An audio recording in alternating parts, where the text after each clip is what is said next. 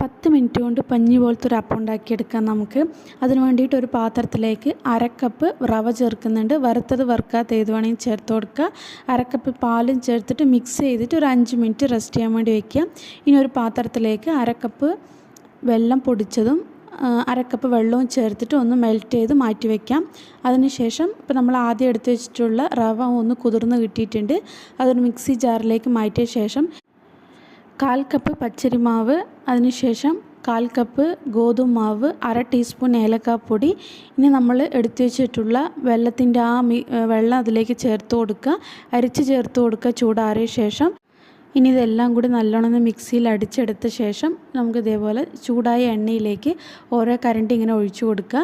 അത് തന്നെ നല്ലോണം പൊള്ളി വരും നിങ്ങൾക്കത്. അതിനുശേഷം 2 സൈഡ് നല്ലോണം വെന്ത ശേഷം നമുക്കെടുത്ത് മാറ്റാം. ഇതുപോലെ നിങ്ങളും ഒന്ന് ട്രൈ ചെയ്ത് നോക്കുക.